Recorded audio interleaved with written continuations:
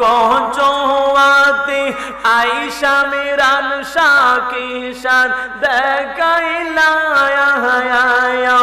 অন্ধকারে আয়েশা বাজান আলো জ্বালাইলা রে বাজান আলো জ্বালাইলা মাশাআল্লাহ আল্লাহ আল্লাহ কচুয়াতে আয়েশা মিরান শাকিশান দেখাইলা বন জঙ্গলায় আয়েশা মাজান আলো জ্বালাইলা রে মিরান শাহ আলো জ্বালাইলা মাশাআল্লাহ আল্লাহ আল্লাহ আল্লাহ কচুয়াতে আয়েশা ইরফান শাকিশান দেখাইলা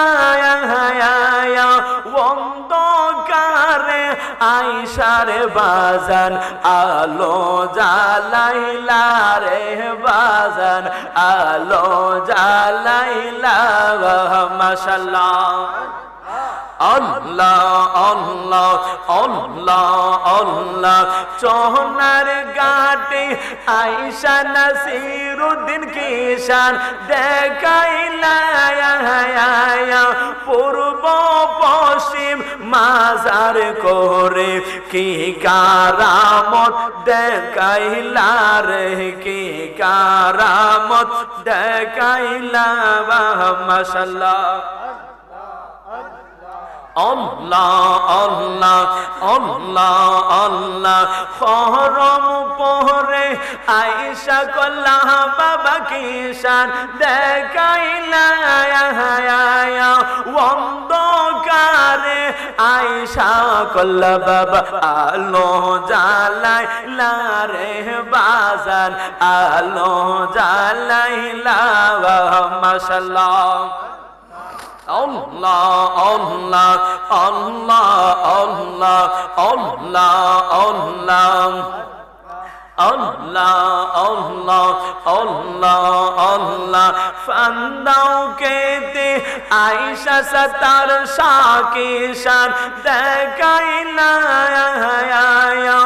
অন্ধকারে আয়েশা সাতার শাহ আলো জ্বালাইলা রে বাজান আলো জ্বালাইলা মাশাআল্লাহ আল্লাহ আল্লাহ আল্লাহ ফান্দাও কেতে আয়েশা মাসুম শাকিশান দেখাইলা অন্ধকারে আয়েশা মাসুম শাহ আলো জ্বালাইলা রে বাজান আলো জ্বালাইলা মাশাআল্লাহ আল্লাহ আল্লাহ আল্লাহ আল্লাহ আল্লাহ আল্লাহ আল্লাহ আল্লাহ ইলাহা ইল্লাল্লাহু মুহাম্মাদুর রাসূলুল্লাহ সাল্লাল্লাহু আলাইহি ওয়াসাল্লাম। সকলে বলি মারহাবা। উচ্চ আওয়াজে প্রাঞ্জল ভাষায় সকলে মহব্বতে বলে ইয়া রাসূলুল্লাহ। নারে তাকবীর, নারে রিসালাত। ধর্মপুর মোল্লাবাড়ি গাউসুল আজম যুব সংঘের সুন্নি মহা সম্মেলন, সভাপতি সাহেবের আগমন, সভাপতি সাহেবের আগমন, মৌলানা আব্দুর রাজ্জাক আল হাবিবি সাহেবের আগমন। এই মাহফিলের পক্ষ দেখে নারায়ে তাকবীর, নারায়ে রিসালাত, আহলে সুন্নাত ওয়াল জামাত, নারায়ে তাকবীর। আলহামদুলিল্লাহ। মুআজ্জাজ মুহতারাম ঐতিহ্যবাহী ধর্মপুর মোল্লাবাড়ি গাউসুল আজম যুব সংঘের উদ্যোগে কবরবাসীর রুহের মাগফিরাত কামনায় আজিমুশান নূরানী ইরফানি মাহফিলের সম্মানিত সাদারত, পরম শ্রদ্ধাভাজন সম্মানিত সভাপতি আলহাজ হযরত মাওলানা আব্দুর রাজ্জাক হাবিবি সাহেব আমাদের মাঝে উপস্থিত রয়েছেন। সহসভাপতি হযরত মাওলানা ফখরুদ্দিন আহমেদ সাহেব, ইমাম ও খতিব ধর্মপুর পশ্চিম গ্রাম বাইতুন নূর জামে মসজিদ, দিগার উলামায়ে কেরাম, হুফাজে কোরআন, মুরব্বিয়ানে কেরাম, যুবক ভাইয়েরা, সকলের শুকরিয়া আদায় করছি মহান রব্বুল আলামিন আজকের এই জান্নাতি পরিবেশে, জান্নাতি বাগানে আমাদের সকলকে আল্লাহ পাক রব্বুল আলামিন আসার বসার এবং জিকির আজকার করার আল্লাহ তৌফিক দান করেছেন। শুকরিয়া তান মুহাব্বতের আওয়াজে বলি আলহামদুলিল্লাহ। প্রতি বছরের ন্যায় এই বছরও এত সুন্দর এই মাহফিলের ব্যবস্থা হয়েছে। আমরা খুশি না বেজার? খুশি। আমার আলোচনার বিষয় হলো সন্তানের উপর পিতামাতার হক। শুরুতেই পবিত্র কোরআন থেকে একটি আয়াত তেলাওয়াত করেছি, হাদিসে মুবারাকা তেলাওয়াত করেছি। এই দুনিয়ায় আপনি আমি বুঝতে হবে আল্লাহ এবং প্রিয় নবীজি, আল্লাহ এবং প্রিয় মাহবুব নবীর পরে সন্তানের দুনিয়াতে অতি আপন হলেন আব্বা এবং আম্মা। কথা বলুন ঠিক কিনা? যে মা বাবার জন্য দোয়া করা, যে মা বাবার জন্য দোয়া করা আল্লাহ সন্তানের জন্য লাজেম করে দিয়েছেন। আমরা সকলেই সেই দোয়াটুকু পড়ি, দোয়াতে পড়ি, 5 ওয়াক্ত নামাজ পড়ে দোয়া করলে সেই দোয়াতে আমরা পড়ি, কবর জিয়ারত করলে আমরা সেই দোয়াটুকু পড়ি, এবং কোন সময় মা বাবার জন্য দোয়া করলে সেই দোয়াটুকু আমরা পড়ি, রব্বিরহামহুমা কামা রব্বায়ানি সগীরা। রব্বি, হে আমার প্রতিপালক, ইরহামহুমা, আপনি দয়াবান হন বা রহম করুন, করুণাময় হন, কামা, যেমনি ভাবে, রব্বায়ানি সগীরা, আমার শৈশবে আমার আব্বা আম্মা যেমনি ভাবে আমি সন্তানের উপর ইহসান হয়েছিলেন, দয়াবান হয়েছিলেন, এর মতোই আল্লাহ আমার আব্বা আম্মাকে কবরের মাঝে আপনি তাদের উপর আপনি ইহসান হন, তাদের প্রতি আপনি দয়াশীল হন। সকলে বলি সুবহানাল্লাহ, সুবহানাল্লাহ। প্রত্যেক দোয়াতে মা বাবার জন্য সেই দোয়াটা করা সন্তানের জন্য লাজেম, আবশ্যক। এটা মা বাবার হক, সন্তান কাছে পান। সন্তানের কাছে মা বাবার চাহিদা হলো ওই সন্তান আমি কবরে চলে যাব, ওই সন্তান আমি মায়ের জন্য আল্লাহর দরবারে মাগফিরাতের কামনা করবে, ওই সন্তান আমি বাবার জন্য আল্লাহর দরবারে মাগফিরাতের কামনা করবে।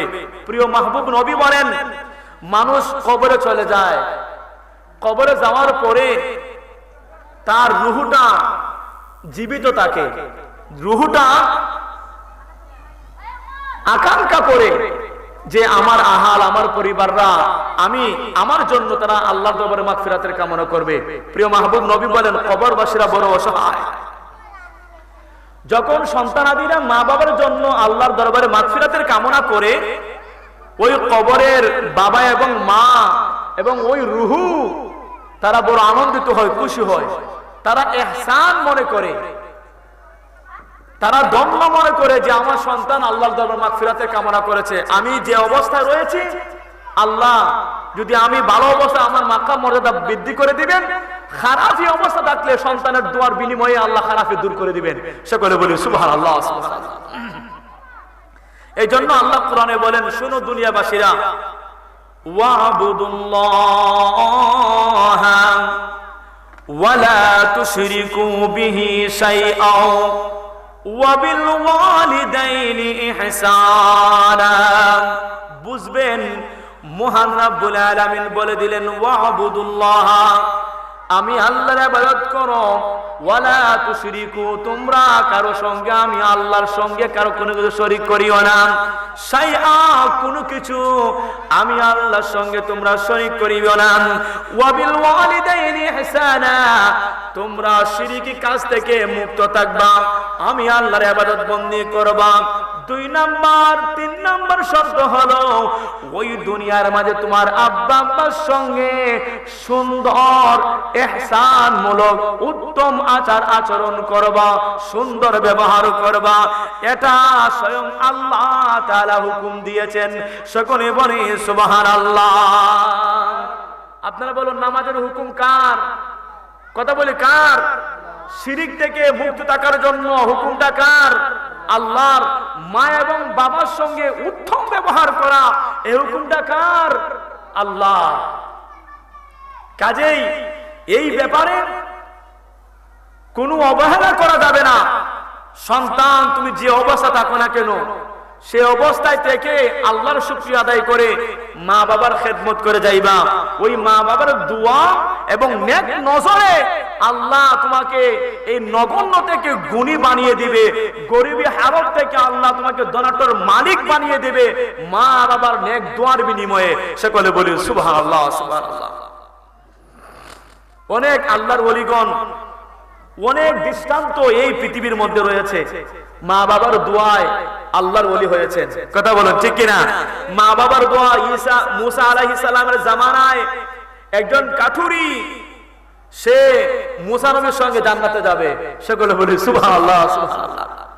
এবার আপনারা জানেন হযরত বাইদ বুস্তামি রাহমাতুল্লাহ আলাইহি, উনি আল্লাহর ওলি হয়েছেন, নেককার বান্দা হয়েছেন একমাত্র মায়ের দোয়ায়, মায়ের খেদমতের কারণে। সকলে বলি সুবহানাল্লাহ, সুবহানাল্লাহ। তাই নয়, এই দুনিয়ার মাঝে অনেক গরিবী হালতের পরিবার রয়েছে যারা মক্কা মদিনা যেতে পারবে না, মকবুল হজ তারা আদায় করতে পারবে না।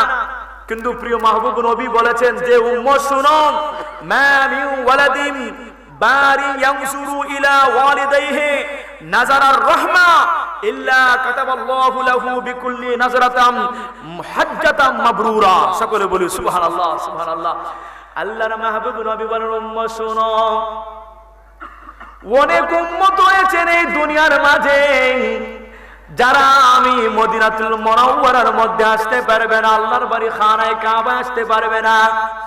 শুনো রে উম্মত, শুনো শুনো, যদি তোমার ঘরের ভিতরে, তোমার ঘরে যদি তোমার আম্মা থাকেন, আব্বা থাকেন, যদি তোমার আব্বা আম্মার চেহারার দিকে যদি তুমি মহব্বতের দৃষ্টি দাও, মহব্বতের দৃষ্টি দাও, রহমতের দৃষ্টি দাও, রাসূলুল্লাহ বলেন মকবুল হজের সওয়াব ওই সন্তানকে আল্লাহ দিবেন যে সন্তান মায়ের চেহারার দিকে মহব্বতের দৃষ্টি দিয়েছে, রহমতের দৃষ্টি দিয়েছে।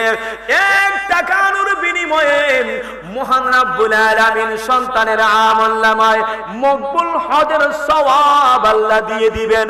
সকলে বলেন সুবহানাল্লাহ। নারায়ে তাকবীর, নারায়ে রিসালাত। হযরত মাওলানা আবুল বাশার সাহেব, নারায়ে তাকবীর।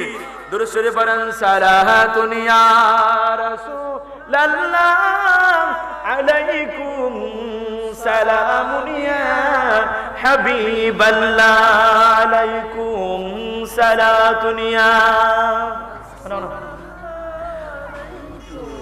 সালামুন ইয়া। সকলে বলি মারহাবা।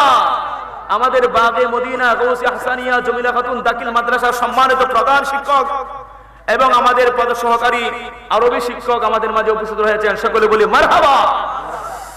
যাই হোক, যে হাদিসটুকু বলছিলাম যে মায়ের চেহারার দিকে যদি মহব্বতের দৃষ্টিতে সন্তান তাকায়, রহমতের দৃষ্টি দেয়, আল্লাহ একটি মকবুল হজের সওয়াব আল্লাহ দান করবেন। সাহাবায়ে কেরামরা বলেন, ইয়া রাসূলুল্লাহ, ক্বালু ওয়া ইন নাযারা কুল্লা ইয়াউমিন মিআতা মাররা।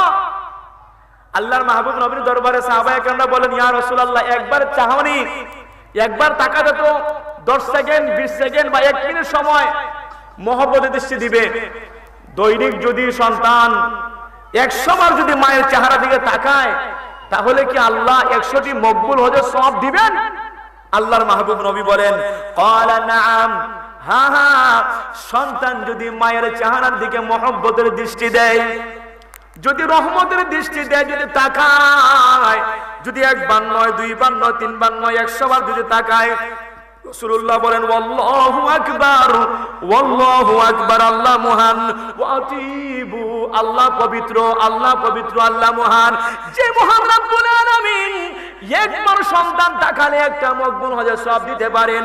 আল্লাহু আকবার, আল্লাহ মহান, আল্লাহ মহান, ওয়াতিবু, আল্লাহ পবিত্র, আল্লাহ পবিত্র।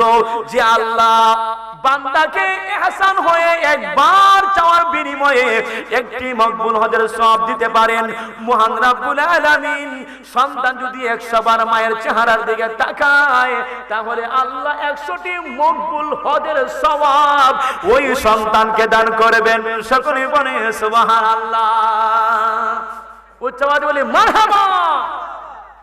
তাহলে আমরা মায়ের প্রতি আমরা ইহসানমূলক সুন্দর ব্যবহার করতে চাই কি চাই না? চাই। মা বাবার চেহারার দিকে মহব্বতের দৃষ্টি আমরা দিতে চাই কি চাই না? চাই। আমার মা বোনেরা যারা শুনছেন, আমার নজওয়ান যুবক ভাইয়েরা যারা শুনছেন, যদি আপনারা মা বাবার চেহারার দিকে, যদি আপনার যে হালতে আপনারা গেছেন, গরিবী হালত হোক, ধনাঢ্যের মালিক হোক, আপনি অসহায় অবস্থায় হোক, যে অবস্থায় থাকেন না কেন, যদি আপনি লা ইন শাকারতুম লা আযীদান্নাকুম ওয়া লা ইন কাফারতুম ইন্না আযাবি লাশাদীদ, যদি আল্লাহর শুকরিয়া আদায় করেন, আল্লাহ নিয়ামত বাড়িয়ে দিবেন। শুকরিয়া আদায়ের মাধ্যমে বাবার প্রতি, মায়ের প্রতি আপনি সুন্দর ব্যবহার করান, এটা আল্লাহর হুকুম। এবং তাদের চেহারার দিকে তাকালে আল্লাহ পাক রব্বুল আলামিন মকবুল হজের সওয়াব দিয়ে দিবেন। সকলে বলে সুবহানাল্লাহ। আপনারা বলুন, এই আলোচনাগুলা একমাত্র শিখবে ওই জায়গায় গেলে, যে জায়গায় কোরআন এবং সুন্নাহর ইলম ছাত্রদেরকে শিক্ষা দেওয়া হয়। কথা বলুন ঠিক কিনা? আমাদের বাগে মদিনা, গাউসিয়া হাসানিয়া, জমিলা খাতুন দাখিল মাদ্রাসা 9ম শ্রেণী এবং 10ম শ্রেণী, 8ম শ্রেণীতে আমরা এই হাদিসগুলো আমরা পড়াই। মেশকাশের মধ্যে এই হাদিসগুলো রয়েছেন। ওই সন্তান যখন তার বয়স হয়ে যায় 14-15 বছর, ওই সন্তান যখন 9ম শ্রেণীতে, 10ম শ্রেণীতে পড়ে, যদি সেই হাদিসগুলো জানেন, যেই সময়ে সন্তানগুলো বেপুরা হয়ে যায়, যেই সময়ে সন্তানগুলো মা বাবার হুকুমের বাহিরে চলে যায়, সেই সময় যদি সেই হাদিসগুলো জানে, বুঝে, তাহলে কুসমিন কালেও কোন সন্তান তার মা বাবার সঙ্গে বেয়াদবি করতে পারে না। কথা বলো ঠিক না? তাহলে অবশ্যই মাদ্রাসার শিক্ষার গুরুত্ব অপরিহার্য। কথা বলো ঠিক কিনা? যারা যুবক ভাইরা রয়েছেন, আমার যুবতী ছেলে মেয়েরা যারা রয়েছেন, তারা অবশ্যই মাদ্রাসায় পড়লে এই হাদিসগুলো শিখবে। সকলে বলি সুবহানাল্লাহ। এই দুনিয়ার মাঝে আমরা কোরআন শরীফ পড়ি কি পড়ি না? পড়ি। আমার মা চাচিরা ফজর নামাজের পরপরই তারা ঘরের ভিতরে ফজর নামাজ পড়ে, এশাকে নামাজ পড়ে, গুনগুন সুরে, মধুর সুরে তারা ঘরের ভিতরে আল্লাহর পবিত্র কোরআন তেলাওয়াত করে। সকলে বলি সুবহানাল্লাহ। আমার মুরব্বী বাবারা, যুবক ভাইয়েরা, পর্দাশীল মা ও বোনেরা, শুনেন, আপনারা কোরআন তেলাওয়াত ভুলে গিয়েছেন। যদি আপনারা ভুলে যান, আপনারা ঘরের তাক থেকে, উপরের স্থান থেকে কোরআন শরীফ নিবেন, নিয়ে ওই কোরআনকে আপনারা মহব্বত করে চুমুকাইবেন, সালাম করবেন, বুকে ধারণ করবেন। আর ছোটবেলা পড়েছেন, এখন পড়তে পারছেন না, আমার মুরব্বী মা বোনেরা, যদি আপনারা যদি সেই কোরআন তেলাওয়াত ভালো করে নাও পড়তে পারেন, আপনারা কোরআনের প্রতি একটু তাকাবেন, কোরআনটা খুলে ওই কোরআনের দিকে তাকাবেন। কোরআনের দিকে তাকালেই আল্লাহ পাক রব্বুল আলামিন আপনার গুনাহ মাফ করে দিবেন। সকলে বলে সুবহানাল্লাহ, সুবহানাল্লাহ। আল্লাহ বলেছেন, তোমরা এই দুনিয়ার দুটি গুনাহ, কবিরা এবং সগীরা। আপনারা বলুন, কটি গুনাহ? কবিরা এবং, কথা বলি, কবিরা এবং সগীরা। তোমরা সগীরা গুনার ব্যাপারে আমি আল্লাহ আপনাদেরকে মাফ করে দিব কয়েকটি কাজ করলে। সগীরা গুনার ব্যাপারে আমি আল্লাহ তোমাদেরকে কয়েকটি কাজ করলে দুনিয়াতে মাফ করে দিব। কবিরা গুনার ব্যাপারে তাওবাতুন নাসুহা করতে হবে। তবে কবিরা গুনাহ এই ছোট ছোট আমলের বিনিময়ে আমি আল্লাহ মাফ করব না। সগীরা গুনাহ কিভাবে মাফ করবেন? আল্লাহ পাক রব্বুল আলামিন সগীরা গুনাহ, এই যে আলেম উলামা রয়েছেন, আলেম উলামাদের চেহারার দিকে তাকালেই আল্লাহ আপনার সগীরা গুনাহ মাফ করে দিবেন। সকলে বলি সুবহানাল্লাহ। এবং ওই কোরআনের দিকে তাকালেই আল্লাহ আপনার সগীরা গুনাহ মাফ করে দিবেন। মুরব্বিদের সঙ্গে সুন্দর ব্যবহার করলে, বাবার বয়সী মুরব্বিদের সঙ্গে সুন্দর ব্যবহার করলে, উনাদেরকে সম্মান করলেন, বাবাকে যেইভাবে সম্মান করলেন সম্মান করলেন, আল্লাহ পাক রব্বুল আলামিন আমরা সগীরা গুনাহ মাফ করে দিবেন। সকলে বলি সুবহানাল্লাহ। কিন্তু আল্লাহর মাহবুব নবী বলেন, উম্মত শোনো, এই দুনিয়ার তিনটা দিকে তাকালে কোনো কিছু পড়া লাগবে না, আল্লাহ গুনাহ মাফ করে দিবেন। সকলে বলে সুবহানাল্লাহ। আল্লাহর মাহবুব নবী বলেন, আব্দুল্লাহ ইবনে আব্বাস রাদিয়াল্লাহু তাআলা আনহু এই হাদিস কানা বর্ণনা করেছেন, উনি বলেন, আন-নাযুরু ইলা ওয়ালিদি ইবাদা। শুনো রে উম্মত, তিনটা দিকে তাকালে তোমাদের সওয়াব হতে থাকবে, সওয়াব হতে থাকবে। এক নাম্বার হলো সন্তানের বাবা এবং মা। মা যদি পরিবারের মাঝে অবস্থান করছেন, হায়াতে জিন্দেগিতে মাকে পেয়েছেন, যুবক ভাইরা, যদি কোন সন্তান মায়ের চেহারার দিকে যদি মহব্বতের দৃষ্টি দেয়, মহব্বতের দৃষ্টি দেয়, মহব্বতের দৃষ্টি দেয়, আল্লাহ যতক্ষণ সময় মহব্বতের দৃষ্টিতে থাকবে ততক্ষণ সময় সন্তানের আমলে সব আসতে থাকবে। সকলে বলেন সুবহানাল্লাহ। দুই নাম্বার হলো ওয়ান নাযুরু ইলাল কাবাতি ইবাদা। আপনারা বলুন খানায়ে কাবা। সকলে বলি খানায়ে কাবা। ওই খানায়ে কাবার দিকে যদি বান্দা বান্দিরা তাকায়, মহব্বতের দৃষ্টিতে তাকায়, আল্লাহ পাক রব্বুল আলামিন ওই মহব্বতের দিকে তাকানোর বিনিময়ে তার সওয়াব হতে থাকবে, সওয়াব দিতে থাকবেন। তিন নাম্বার হলো ওয়ান নাযরু ফিল মাসহাফি ইবাদা। তিন নাম্বার হলো কোরআন। কোরআন কোরআন যদি আপনি কোরআনের দিকে মহব্বতের দৃষ্টি দেন, তাহলে আল্লাহ পাক রব্বুল আলামিন কোরআনের দিকে তাকানোর বিনিময়ে সওয়াব দিতে থাকবেন। সকলে বলে সুবহানাল্লাহ। উচ্চ আওয়াজে বলি মারহাবা। তাহলে আমরা অনেক সময় জোহরের নামাজে গেলাম, আসরের নামাজে গেলাম, এশারের নামাজে গেলাম মসজিদে, অনেক সময় মুরব্বিয়ানে কেরাম এশারের নামাজের 4 রাকাত সুন্নত নামাজ পড়ার পরে ইমাম সাহেব জামাত শুরু করার দেখা যায় আরো 10 মিনিট সময় রয়েছে, 5 মিনিট সময় রয়েছে, 12 মিনিট সময় রয়েছে।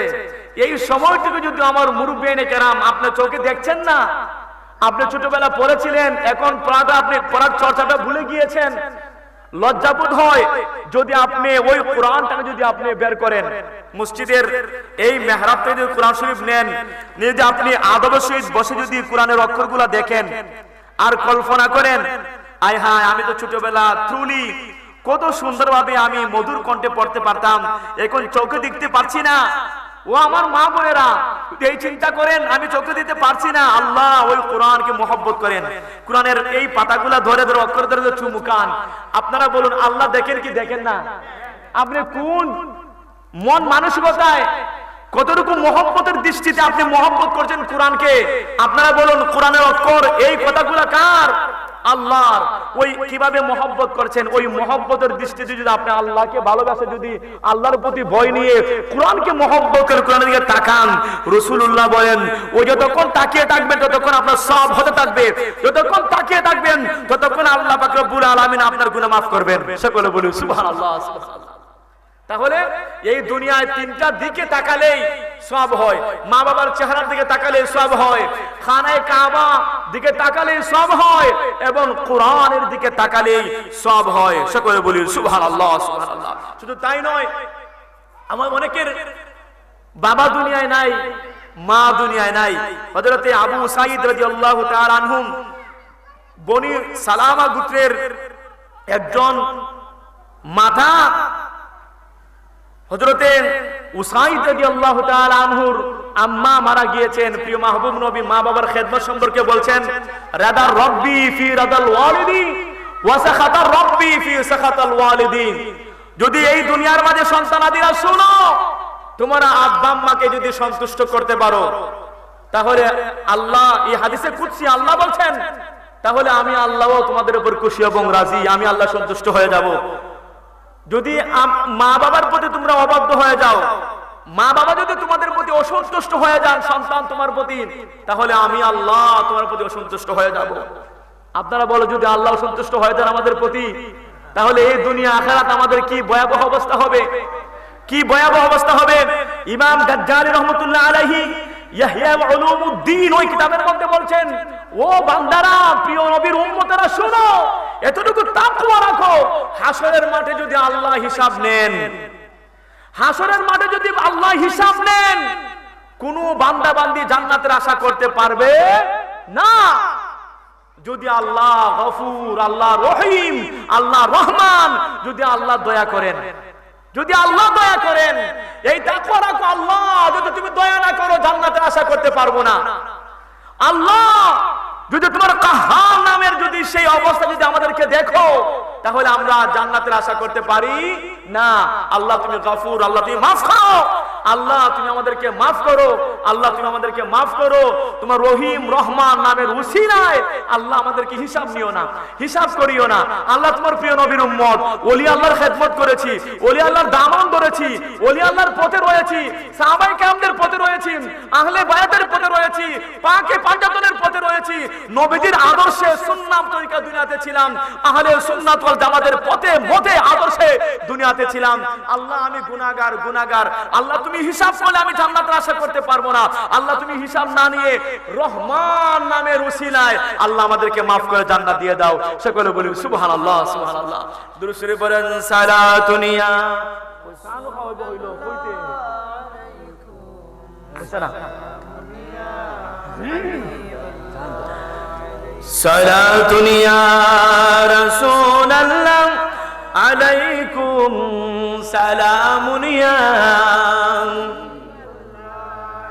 বর্তমান সমাজে অনেক পরিবারে আপনারা যারা মুরব্বীরা সর্দাররা রয়েছেন আপনারা বুঝবেন, অনেক ছেলেরা অনেক যুবকরা মা বাবার ব্যাপারে আপনাদের কাছে নালিশ নিয়ে আসে, মা বাবার ব্যাপারে আপনাদের কাছে বিচার নিয়ে আছে।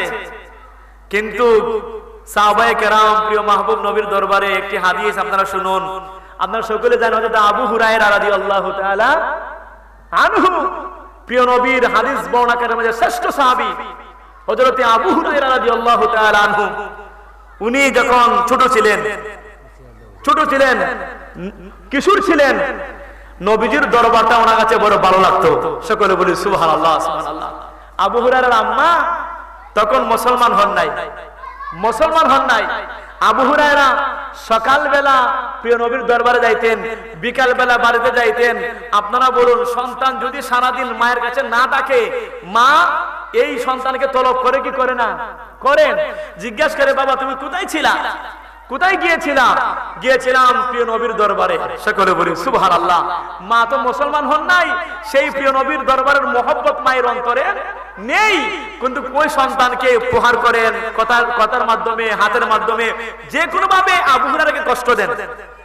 একদিন প্রিয় নবীর দরবারে আবু হুরায়রা মজলিসের মাঝে এইভাবে এক্সাইটেড, উনি ফুফাইয়া ডুকরিয়ে কান্না করছেন। আল্লাহর মাহবুব নবী গিয়া বলে, আবু হুরায়রা তুমি কান্না করছো কেন?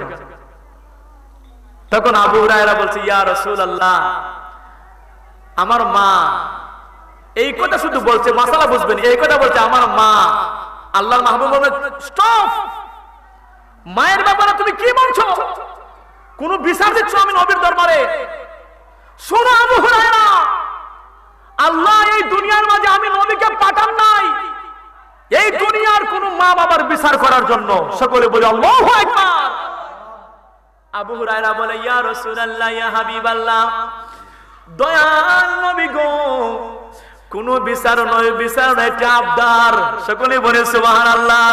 ইয়া রাসূলুল্লাহ, আমি আমার মায়ের ব্যাপারে আপনার দরবারে আবদার করছি। ইয়া রাসূলুল্লাহ, আমার মা এইভাবে আমাকে তলব করেন, আমার অবস্থা সেইভাবে রয়েছে পরিবারের মাঝে। মায়ের কথা শুনলে অনেক সময় কষ্ট হয়, ইয়া রাসূলুল্লাহ, মায়ের ব্যাপারে নালিশ দিতে আসি নাই, বিচার দিতে আসি নাই। আমার মায়ের ব্যাপারে আবদার হলো, আপনি নবী আমার মায়ের হেদায়েতের জন্য আল্লাহর দরবারে আপনি দোয়া করবেন। সকলে বলে সুবহানাল্লাহ। উপস্থিত সাহাবায়ে কেরামদেরকে নিয়ে প্রিয় রাসূলুল্লাহ সাল্লাল্লাহু আলাইহি ওয়াসাল্লাম দুটি হাত আবু হুরায়রা মায়ের জন্য দুটি হাত তুললেন। আবু হুরায়রা মজলিস থেকে, বুঝবেন, মজলিস থেকে আবু হুরায়রা প্রিয় নবীর সঙ্গে দোয়া না করে মসজিদ থেকে উঠে বাড়ির দিকে দৌড় দিলেন। সকলে বলে সুবহানাল্লাহ। প্রিয় নবী দোয়া করছেন, আপনারা বলুন প্রিয় নবী যে দোয়া করছেন, আবু হুরায়রা দোয়া না করে বাড়ির দিকে দৌড় দিচ্ছে, কারণ কি? সাহাবায়ে কেরাম সবাই আশ্চর্য হয়ে গেলেন। অনেকে আবু হুরায়রার এই জামাই পাঞ্জাবি ধরলেন আটকানোর জন্য। আবু হুরায়রা সেই দিক উনি পরোয়া না করে চলে গেলেন বাড়িতে। আবু হুরায়রা বাড়িতে গেলেন, বাড়িতে বাড়ির আঙ্গিনায় বাড়ির কাছে যাওয়ার পরে দেখতে পেলেন মায়ের কণ্ঠের সুর পরিবর্তন হয়ে গেল। সকলে বলি সুবহানাল্লাহ সুবহানাল্লাহ। আবু হুরায়রা বাড়িতে যাওয়ার পরে দেখা গেল অন্যান্য দিনের মতো মা শক্ত ভাষায় কোনো কথাবার্তা বলেন নাই, নরম ভাষায় কথা বলছেন।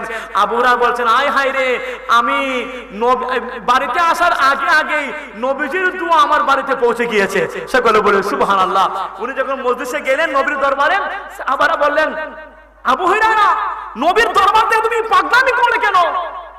তুমি এই পাগলামির আলামত করলে কেন? আবু হুরায়রা বলছেন, ইয়া সাহিবু, হে আমার সহপাঠীরা, আমার বন্ধুরা শুনেন, যখন রাসূলুল্লাহ মায়ের জন্য আল্লাহর দরবারে হাত তুললেন, আল্লাহর দরবারে সাহায্য চাইলেন, মায়ের হেদায়েতের জন্য দোয়া করলেন, আমার অন্তরের মধ্যে সেই বাসনা হয়ে গেল, সেই চিন্তা হয়ে গেল, সেই বাসনা হয়ে গেল, নবীজি আমার মায়ের জন্য দোয়া করেছেন, আমার মায়ের জন্য দোয়া করেছেন, হেদায়েতের দোয়াটা ওই বাড়ির মধ্যে আগে পৌঁছে না আমি আবু হুরায়রা বাড়িতে আগে পৌঁছি। আমি বিকট বা অতি অস্থির ভাবে আমি দৌড়ে দৌড়ে দৌড়ে দৌড়ে আমি বাড়িতে গেলাম। দেখলাম আমি বাড়িতে যাওয়ার আগে আগে রাসূলুল্লাহর দোয়া, মায়ের হেদায়েতের দোয়া আমার বাড়িতে পৌঁছে গিয়েছে। সকলে বলে সুবহানাল্লাহ। উচ্চ আওয়াজে বলি মারহাবা। কাজে এই দুনিয়ার মা এবং বাবার বিচার করা যাবে না। এই হাদিসের এই দৃষ্টান্ত থেকে আমরা প্রতীয়মান হলাম যে মা বাবার বিচার এই দুনিয়াতে করার জন্য সন্তান তুমি বাদী হইবা। ও সন্তান, তোমার জন্য আল্লাহ পাক রব্বুল আলামিন লানতের তথ্য, আযাবের তথ্য তোমার কপালে এই দুনিয়া আখিরাতে থাকবে যদি তুমি সন্তান মা বাবার কাছে বেয়াদবি করো, মা বাবার পরে কষ্ট দাও। এটা আল্লাহ আল্লাহ রাসূলের বিধান। মা বাবাকে কষ্ট দেওয়া যাবে না। ওয়া আবুদুল্লাহ ওয়া লা তুশরিকু বিহি শাইআ ওয়া বিল ওয়ালিদাইনি ইহসানা। সকলে বলি সুবহানাল্লাহ। আল্লাহ বলেছেন, এই দুনিয়ার বান্দা বান্দীরা শোনো, আমি আল্লাহর ইবাদত করো। ওয়া লা তুশরিকু বিহি শাইআ, কোনো কিছু আমি আল্লাহর সঙ্গে শরীক করিও না। ওয়া বিল ওয়ালিদাইনি ইহসানা, অতঃপর তোমরা আমি আমার এই তোমাদের মা এবং বাবার সঙ্গে ইহসান, সুন্দর ব্যবহার করো। সকলে বলি সুবহানাল্লাহ সুবহানাল্লাহ। দুরূদ শরীফ বলেন, সালাতুন ইয়া রাসূল,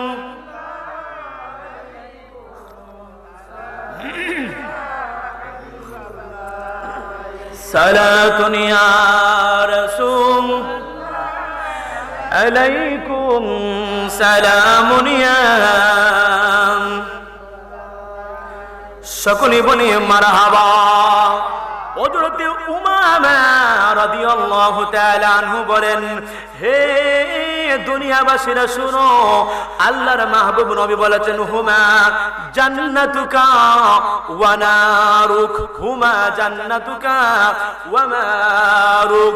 আল্লাহর মাহবুব নবী বলেন, শোনো, তোমার মা এবং বাবা, তুমি সন্তানের জন্য জান্নাত, অতঃপর জাহান্নাম, জান্নাত এবং জাহান্নাম। সকলে বলে মারহাবা।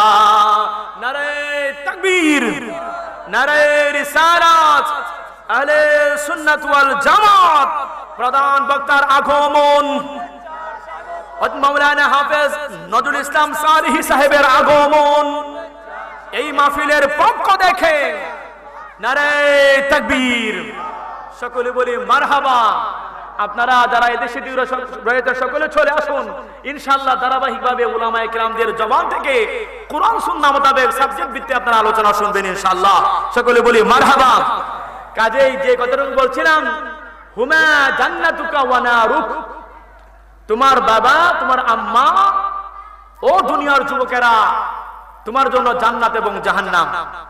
যদি তুমি বুঝো, যদি বুঝো জান্নাত তোমার দরকার, তাহলে ওই মা বাবার খেদমত তুমি করো। যদি তুমি বুঝো এই দুনিয়া আখিরাত তোমার জন্য কল্যাণ দরকার, তার মা বাবার খেদমত তুমি করো, আল্লাহ এই কল্যাণ তোমাকে দিয়ে দিবেন মা বাবার ওসিলায়। সকলে বলি সুবহানাল্লাহ সুবহানাল্লাহ। আপনারা সকলে জানেন, ইতিহাস পড়েছেন, আলোচনা শুনেছেন যে প্রিয় নবীজির আব্বা, প্রিয় নবী দুনিয়াতে আগমনের আগেই দুনিয়া থেকে চলে গিয়েছেন আম্মা।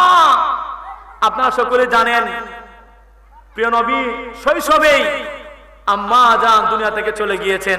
সেই মা বাবার খেদমতের দৃষ্টান্ত প্রিয় নবী দুনিয়াতে দেখাতে পারেন নাই, তবে দৃষ্টান্ত দেখিয়েছেন কার? মা হালিমাতুস সাদিয়া। সকলে বলি সুবহানাল্লাহ সুবহানাল্লাহ। ইসলামে একটি যুদ্ধ আছে, যে যুদ্ধটার নাম হলো হুনায়ন যুদ্ধ। আপনারা বলুন, সকলে জবান করে বলুন, নাম কি? হুনায়ন যুদ্ধ। মদিনা থেকে প্রায় 12 থেকে 13 মাইল দূরে উপত্যকা হুনায়ন প্রান্তর। হুনায়ন প্রান্তরে মুসলমানদের জয় হলো, অনেক গনিমতের মাল মুসলমানরা পেয়েছেন। আল্লাহর মাহবুব নবী সেই গনিমতের মালগুলা হুনায়ন প্রান্তরে বন্টন করছেন। হুনায়ন প্রান্তরে গনিমতের মালগুলা সাহাবায়ে কেরামদের মাঝে বন্টন করছেন। হঠাৎ একজন রমণী হঠাৎ প্রিয় নবীর দরবারে আসতেছেন। সকলে বলি সুবহানাল্লাহ সুবহানাল্লাহ। সাহাবায়ে কেরামরা সবাই দূরে সরে গেলেন। আল্লাহর মাহবুব নবীর দরবারে আসার পরে মাসালা বুঝুন, আসার পরে আল্লাহর মাহবুব নবীর চাদর মুবারক হুনায়ন প্রান্তরে বালুর উপরে বিছিয়ে দিলেন। ওই নারী রমণী ওই চাদর মুবারকে বসলেন, প্রিয় নবীজিকে কিছু আলাপ করলেন, আলাপ করে আবার চলে গেলেন। সাহাবায়ে কেরামরা সবাই আশ্চর্য হয়ে গেলেন, হায় হায়, এই দুনিয়ার মাঝে আমাদের তো কল্পনার ভিতরে নেই যে এমন সম্মানের মানুষ রয়েছেন যিনারা প্রিয় নবীর চাদর মোবারকে বসার অধিকার রাখেন। কথা বলুন ঠিক কিনা? সাহাবায়ে কেরামরা যখন এই চিন্তা করলেন, উনারা বললেন ইয়া রাসূলুল্লাহ। সাহাবায়ে কেরামরা আদব, প্রিয় নবীর কাছে কোনো সওয়াল জিজ্ঞাসা করলেই উনারা বলতেন ইয়া রাসূলুল্লাহ। সকলে বলি সুবহানাল্লাহ সুবহানাল্লাহ।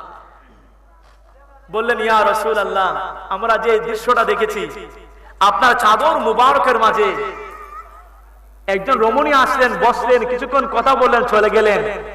উনি কে? উনি এই সম্মানটুকু রাখেন যে আপনার চাদর মুবারকে বসার? আল্লাহর মাহবুব নবী তখন সাহাবায়ে কেরামদের বললেন, আয় আমার সাহাবারা শোনো, উনি কে জানো? উনি হলেন আমার দুধমা হালিমাতুস সাদিয়া। সকলে বলি সুবহানাল্লাহ সুবহানাল্লাহ। আরেক যুদ্ধের ময়দানে এইভাবে ঘটনা হয়েছে। প্রিয় নবীকে জিজ্ঞাসা করার পরে প্রিয় নবী বললেন, উনি কে জানো? উনি হলেন আমার মা হালিমাতুস সাদিয়ার বড় মেয়ে সাইমা। সকলে বলি সুবহানাল্লাহ সুবহানাল্লাহ। সাইমা আমাকে কুলে নিয়েছেন, সাইমা আমাকে কুলে নিয়েছেন, আমাকে অনেক আদর যত্ন করেছেন। ওই সাইমা আমার বড় বোন, দুধ বোন, উনাকে আমি সম্মান করেছি। এবং উনি কে জানো? উনি আমার মা হালিমাতুস সাদিয়া। কেন এসেছেন, কি কথাবার্তা বলেছেন জানো? সেই হুনায়ন প্রান্তরে সেই সাদ গোত্রের অনেক মুরব্বী, অনেক যুবক, অনেক নারী পুরুষ সেই হুনায়ন প্রান্তরে মুসলমানদের কাছে বন্দী হয়েছিল। সেই হালিমাতুস সাদিয়া আসলেন হুনায়ন প্রান্তরে, আমার কাছে আসলেন। আল্লাহর মাহবুব নবী বলেন, সাহাবায়ে কেরামরা শুনো, আমার মা হালিমাতুস সাদিয়া ওই সাদ গোত্রের অনেক মুরব্বী, অনেক যুবক, অনেক বীর বিক্রম আমাদের সঙ্গে যুদ্ধ করতে এসেছিল। মুসলমানদের বীর বিক্রমের মাঝে তারা সবাই বন্দী হয়েছেন। ওই বন্দিশালার মাঝে ছোটবেলা অনেক মুরব্বীরা আমি নবীকে কুলে নিয়েছে, আমি নবীকে দেখে তারা আফসোস করেছে। এবং মা হালিমাতুস সাদিয়া বলেছেন, ওই হালিমাতুস সাদিয়ার বোন, উনার স্বামী আমাকে বলেছেন যে বাবা মুহাম্মদ, তোমার অনেক খালার জামাই, খালু বন্দী হয়েছেন, অনেক যুবকরা বন্দী হয়েছে, যারা তোমাকে দেখে আফসোস করেছে, তোমাকে দেখে আফসোস করেছে, তোমার প্রতি ভালো দৃষ্টি দিয়েছে। ওই হুনায়ন প্রান্তরে সাদ গোত্রের মাঝে যারা বন্দী হয়েছে, সাদ গোত্রের আমি মা হালিমাতুস সাদিয়ার আবদার, ওই সাদ গোত্রে যারা বন্দী হয়েছে হুনাইন প্রান্তর থেকে তাদেরকে তুমি মুক্ত করে দাও। সকলে বলে সুবহানাল্লাহ। আল্লাহর মাহবুব নবী বলেন, আল্লাহর মাহবুব নবী বলেছেন যে আমার মা আবদার করেছেন, আমার মায়ের আবদার আমি রাখলাম, হুনাইন প্রান্তরে যারা বন্দী হয়েছে সাদ গোত্রের সবাইকে মাফ করে দিলাম। হে আমার সাহাবা শোনো, ইনসাফ, তোমাদের প্রত্যেক আত্মীয়স্বজন যারা এই হুনাইন প্রান্তরে যারা বন্দী হয়েছেন সবাইকে মুক্ত করে দাও। সকলে বলি সুবহানাল্লাহ সুবহানাল্লাহ। এই উদারতা, এই ইহসানের আলোচনা, এই চরিত্র কাফের মুশরিকরা দেখে হুনাইন প্রান্তরে যারা ছিল বন্দী সবাই প্রিয় নবীর হাতে কালিমা পড়ে মুসলমান হয়ে গেল। সকলে বলি সুবহানাল্লাহ সুবহানাল্লাহ।